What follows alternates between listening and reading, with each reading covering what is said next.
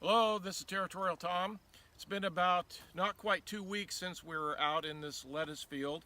I wanted to come back and show you what the crop looks like at the stage that we harvest. And we're going to be doing a partial harvest like we do with most of our lettuce crops, because when it gets to this stage, they could be off from each other. Not much, because as you can see, the crop is very uniform still down through, and it looks as though it's really uniform in its puffed out stage when the seed is actually ripe, and this is just before they would actually fall to the ground. So we want to capture, our goal is to capture the first 85% of the seed that's ripe rather than the last 85%, because we find that the seed is the most vigorous after harvest. The best seed is the 85%.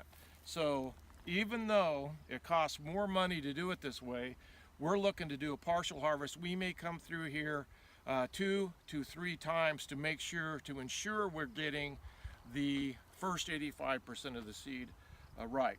So, and I'll show you down here. Here's a plant that you see, and what we'll do is we'll go out and we'll actually count how many of these are ripe, how many are open, and we're looking for that first 85%. So this is what we're looking for, and as you can see, there's all of our efforts are looking for that seed.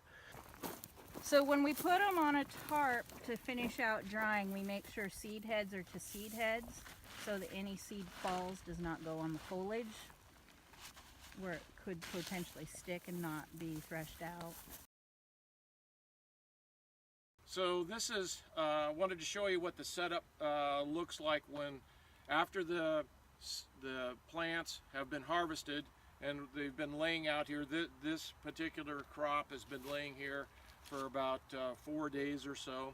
It's good and dried down now, so that milky substance and oil is subsided. We're ready to thrash. And so what will happen is, and you'll see this in a minute when it's in action, but Sue Ann, we have an operator up here. We're handing the heads of the lettuce up to her, feed it in. And what this is, this machine is a mobile plot thrasher. And we got this years ago. This was the most wonderful thing in the world when we first got it, because before we're literally out there with, beating it in barrels and things like this when we were first getting started harvesting seed and learning how to do seed.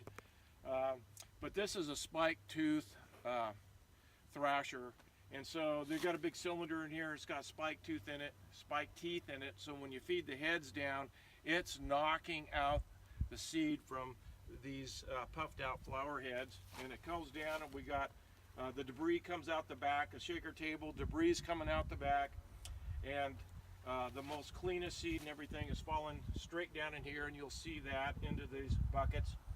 And other seed will come off the back, fall through the screen, and down into the big blue bin, and then that can be rerun.